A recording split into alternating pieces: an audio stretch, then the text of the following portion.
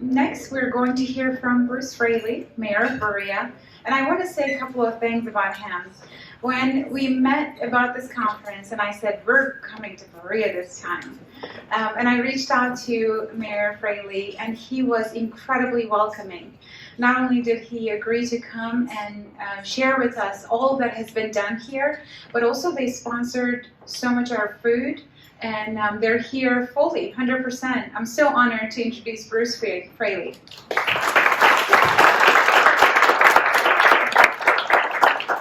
Good morning, everybody. I'm going to tell you a story, but before I start, I have to tell you that 4 to 5 years ago, I didn't really think a lot about biking and bicycling. I knew people were doing it, but I didn't think a whole lot about it.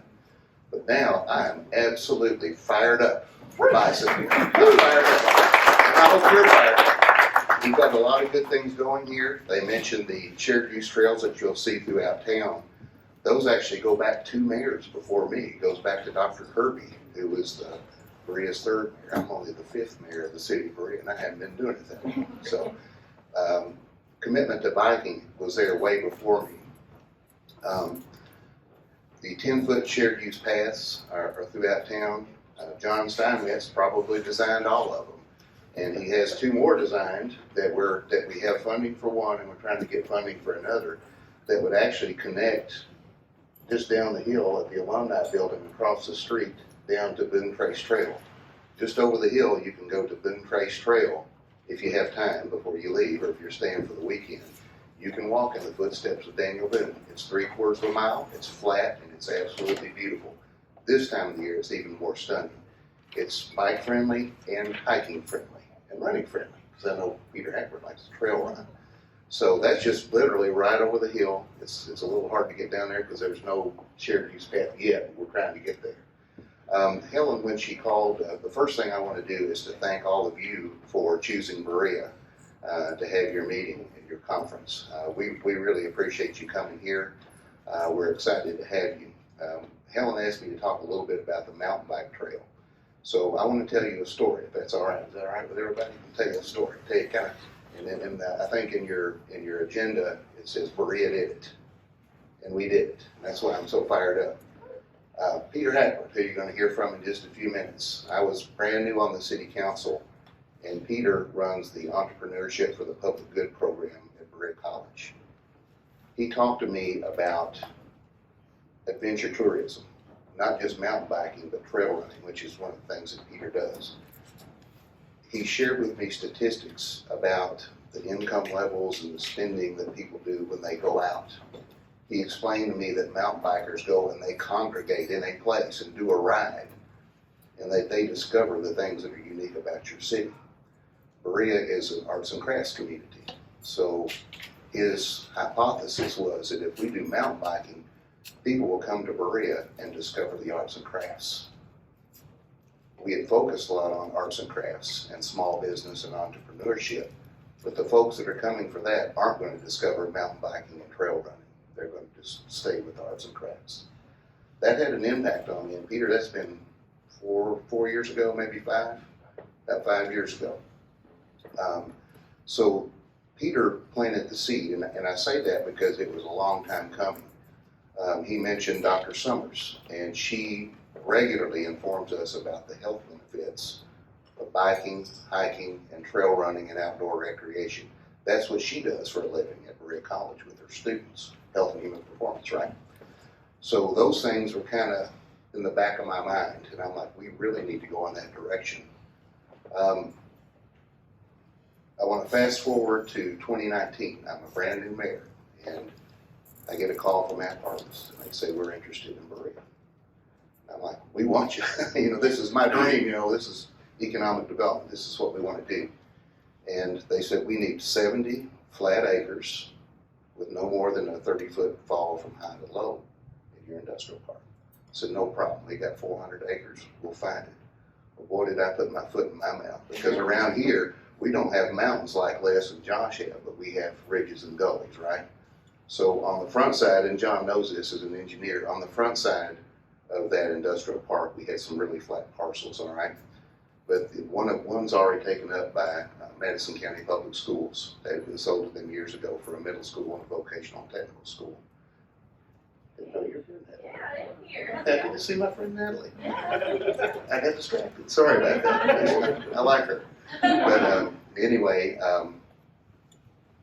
so I asked our GIS director and a developer who's a good friend of mine, I said, guys, go into this 400 acres and find 3 or 4 options for me. 70 acres, flat, all that. Well, they came in about 2 days later looking down through shoes like this. That's not a good sign.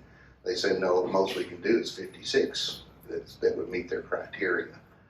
So I quickly learned, we ended up getting that harvest eventually, but that's not the main part of the story.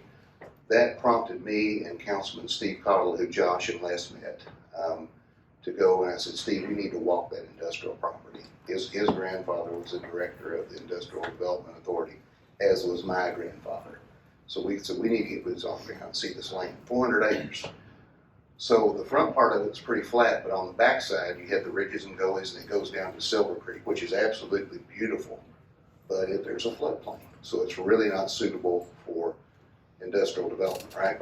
So long story short, as I'm looking at that, we're walking down this gully, it's got a little stream running down through it, it's real pretty. Steve looks at me, he said, he's a mountain biker. He said, this would be great for mountain biking. We could go kind of down and back and forth in the switchbacks. Light bulb. So we didn't do it in that little gully, but we started looking a little closer, and there was a section on a small road that's actually an access road for the Berea wastewater treatment plant called J.C. Chambers Lane. If you're coming down this way and I'm going that way, one of us has got to pull over, but it's still workable. You can get there. 44 acres on the end of that, where it's kind of steep, big bluff looking over Silver Creek. And we said, this is it. This is where we need to be. So we did an RFP. Actually, before we did that, this goes back to 2019, and this is really an important part of the story. When I was a new mayor, another I guess bonus that got me interested in mountain biking is there's a mayor-to-mayor program.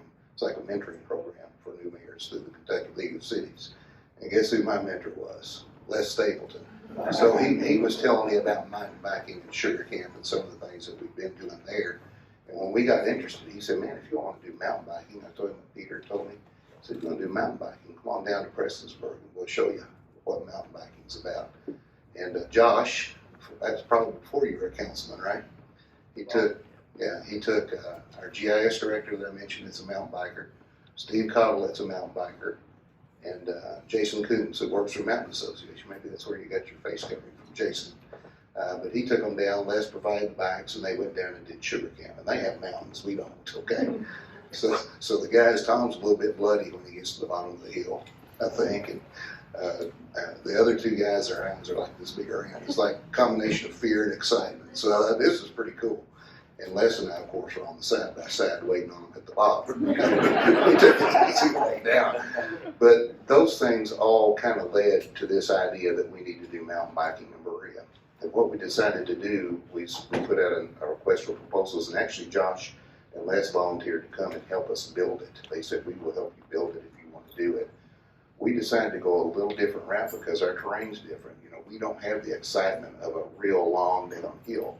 So we need to be a little more creative. And Steve was familiar with what they call the progressions, you know, where you have the jumps and the jump lines and all those kind of things. So we wanted to do more of a technical course because it wasn't going to be very long. Our mountain bike trail, which is called the Silver Creek Mountain Bike Park, the mountain bike trails there is 1 uphill and 3 downhill with varying degrees of difficulty, which I'm not good at all that.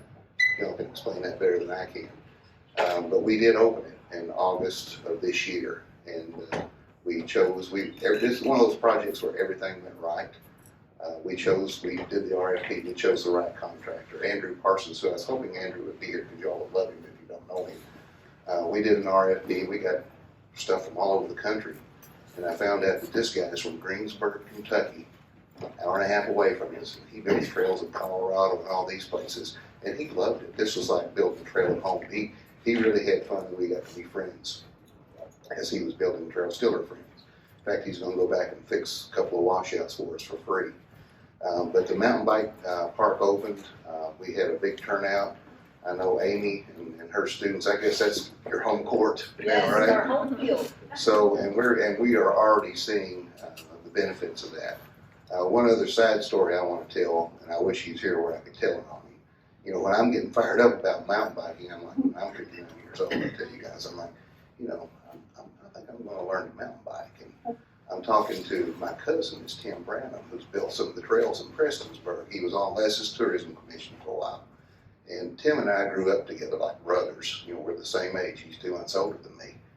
And he looks like a 59-year-old surfer dude, Josh Drew. Got good hair and all that. And, you know. So anyway, I'm talking to Tim, and he's a mountain biker. I said, you know, Tim, you know, talk to Josh and Les, and we're looking at doing this, and I think I'm going to learn to mountain bike. He said, well, at your age, you might want to start with an e-bike. I thought, at my age, you're 2 years older than me. So anyway, that's a real challenge, and I am going to mountain bike, I promise. But that's a little bit about the process that we went through. And our cost for that was a little over $100,000. We didn't apply for any grant-based funding. We originally proposed this as a really good joint project between the city's general fund with Parks and Recreation. This is an activity that the local citizens can do and can benefit from, and a good investment in the community.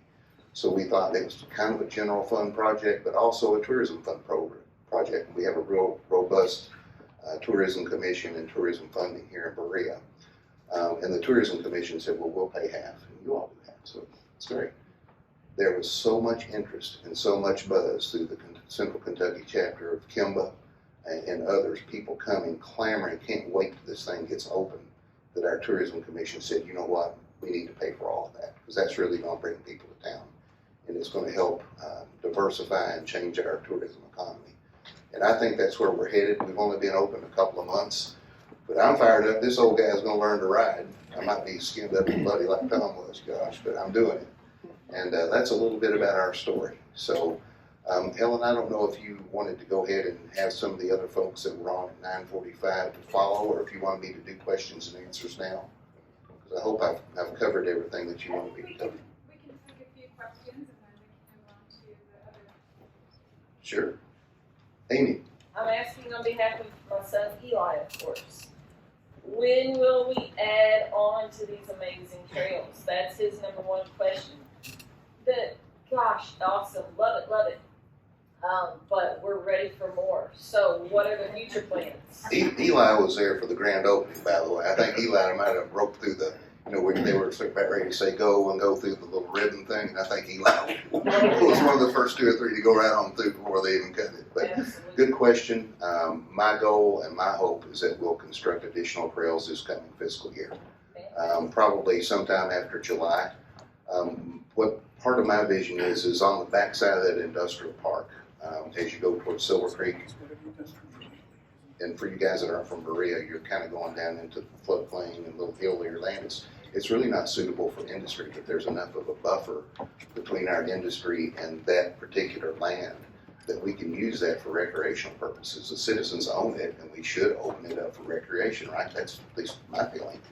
So what I'd like to do, Amy, is to open up what Steve Cuttle calls a bunny course along Silver Creek to access some of that, where you can go down and you can fish, you can picnic, or you can just sit. It's beautiful down there. But this very flat on that floodplain, and then tie into the other side or the north end of the industrial park where there's some more of that steep, hilly land. And Steve and I have been talking about not necessarily doing a technical course with the jumps, but more of a traditional type of trail like Les and Josh has.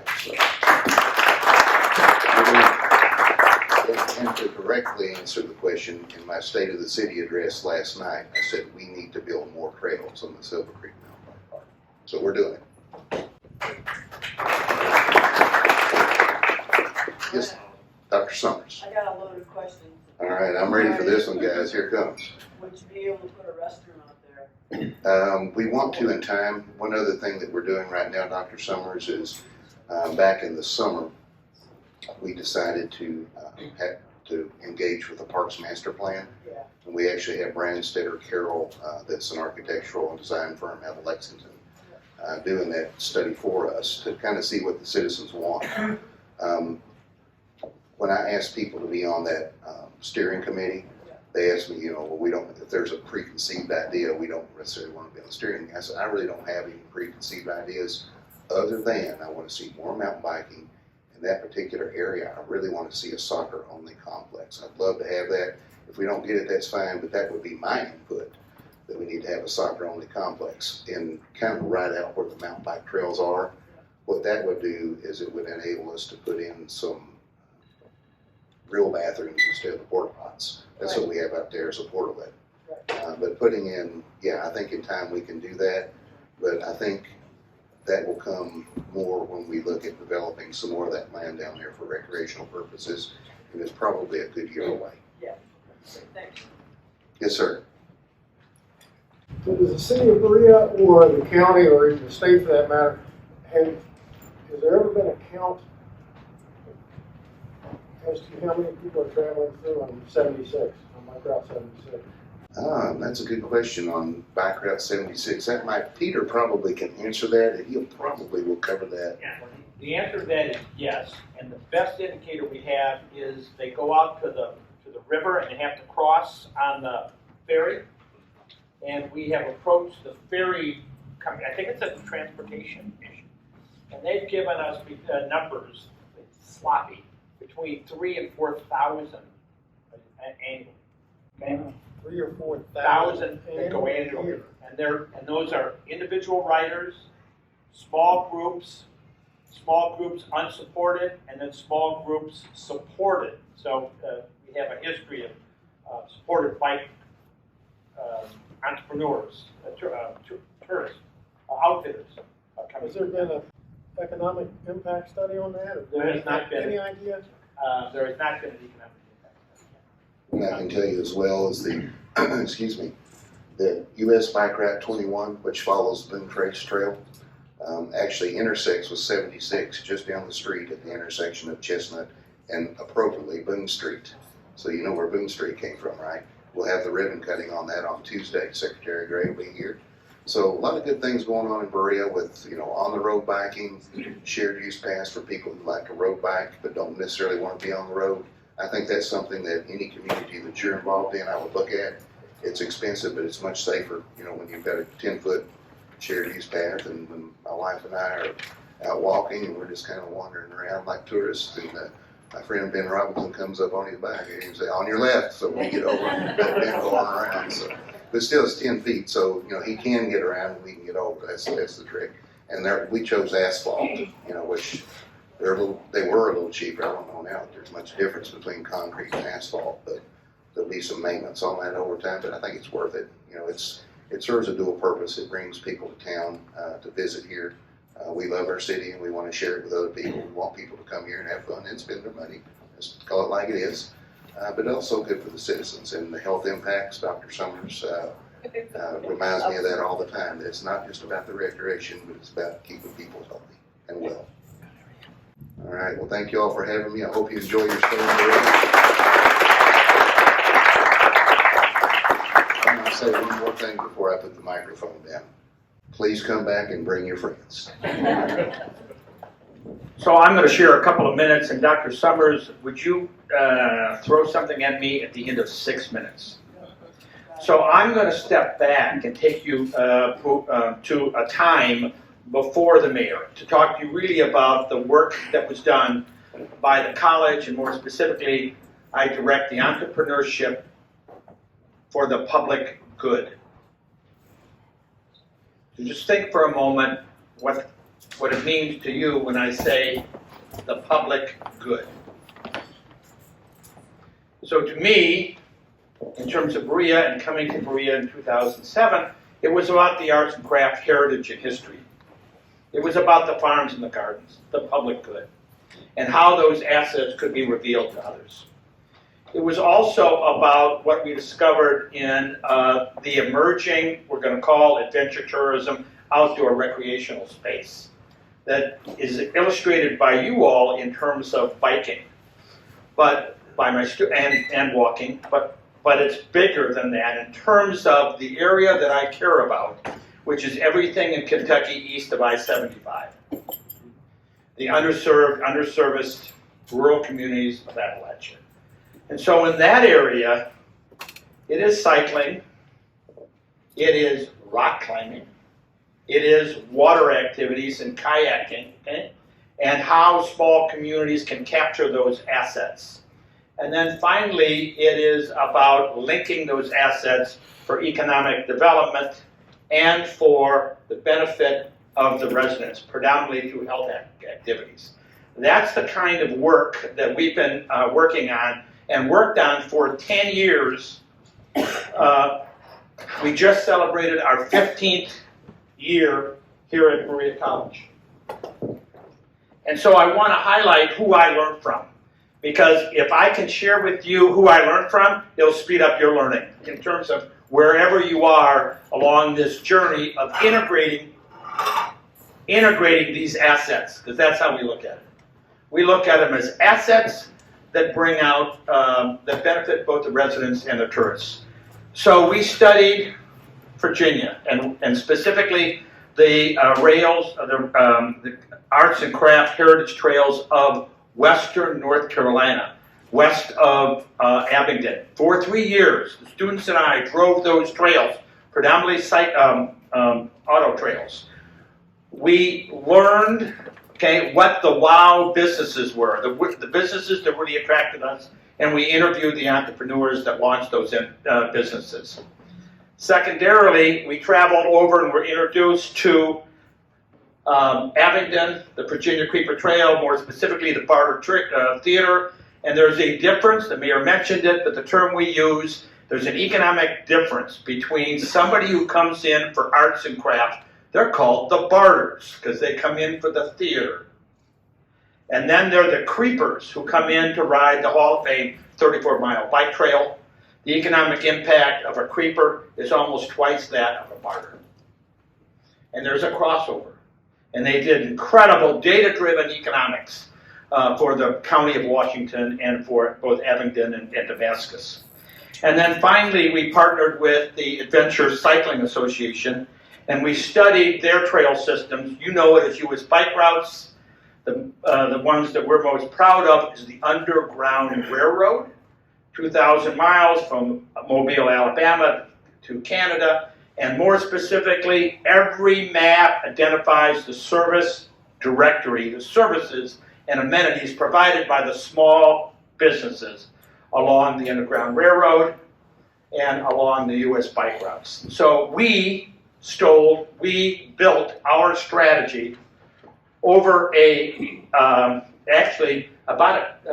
least from 2007 to 2015 when we started doing our presentations, because in 2015 we bundled that up and we submitted that through the Kentucky Trail Town program, which requires an inventory, Main Street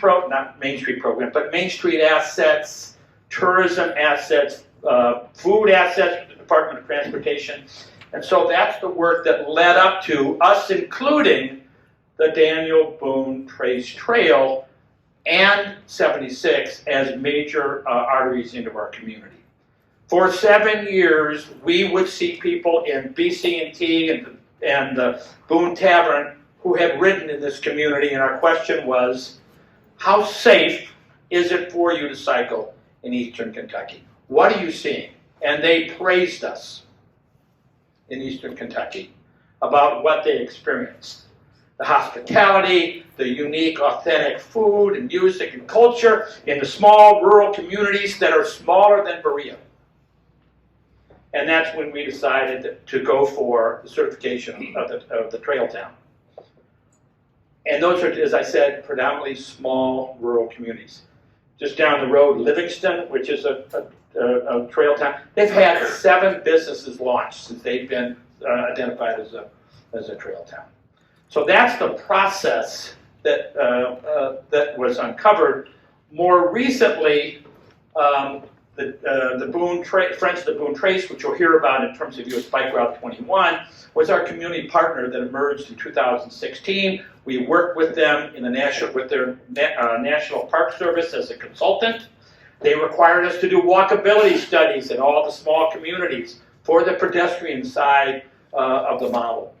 and we served that up to Troy's office. I spent time in Frankfurt learning about the Comfort Index, okay, for the safe journey and travelers coming up the Boone Trace. And then in 2018, we were approached by the Adventure Cycling Association to support the marking and identification of U.S. Bike Route 21. We stole that from the state master plan and overlaid that on the Boone Trace, which is the real story of how U.S. Bike Route 21 was developed between Atlanta, Georgia, and Cleveland, Ohio. The real important component of what you do is what Mike Hale does. And Mike Hale is a service provider for the guests, both residential and out-of-towners, that come in and participate on these trails, whether they be mountain biking trails or long-distance cycling trails, kayaking, water, those sorts of things. So with that, I'm going to bring Mike up, and he's going to tell you from a personal story what it's like to be a business owner who benefits and supports these kinds of activities. Mike? Thank you.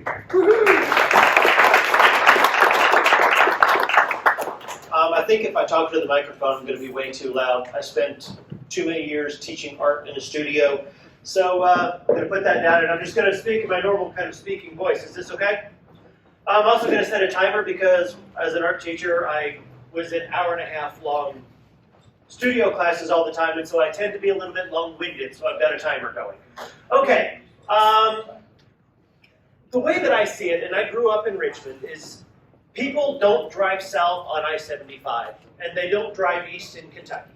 They don't do it. They're not going to. If you live in Livingston, and there's a Walmart in London, and there's a Walmart in Richmond, you're going to drive to Richmond.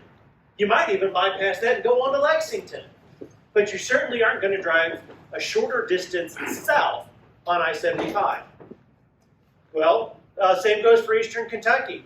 If you live in Lexington, you're definitely not going to drive to Moorhead to go to a one-of-a-kind store. It's just not going to happen. Well, something that I find absolutely remarkable happened in Madison County very recently.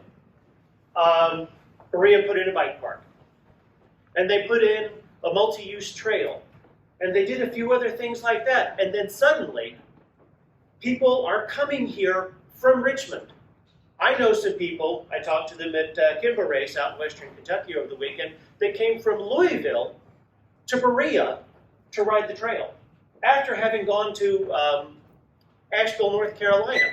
They said that they came to Berea and they liked this better than riding in Pisgah, North Carolina. Go figure that one out. Well, Madison County, it's not unique, but it's like a lot of, it's unusual in that we have 3 fiefdoms in Madison County, represented by 2 of the leaders here. We've got Berea, who is and always has been Berea, and they've got their own personality, and their personality has always been bigger than the town. Then we've got Richmond, who, we've got Eastern Kentucky University, we're the intelligentsia of the county, and then we've got the county. And it always seems to me that if Richmond was for it, then Berea and the county were against it. And if Berea was for it, then Richmond and the county are against it. And if the county's for it, well, Richmond and Berea aren't going to touch it. I've been to a few meetings lately. I've had the bike business since 2007 is when I opened up. And I've been advocating for bike paths and bike trails and mountain biking and all of this stuff. And there are plans, and there's money allocated, and there's this beautiful thing, and it dies. And then there's another plan and another beautiful thing, and it dies. And so I've been very cautiously managing my expectations. Well, I was at a meeting last week in Richmond, and basically the people with money said, oh, for a multi-use trail, the Riney B Railway, the core connector so that we can get people from businesses to campus to residences, well, there's not a problem. We can make that happen. Berea did it. Heck yeah! So, there's a synergy that happens in communities. And if one community in an area can manage to make something happen, Prestonsburg mountain bike trails and the multi-use path, the Dawkins line, that is just keeps expanding, and I think that there are plans to go even further with it.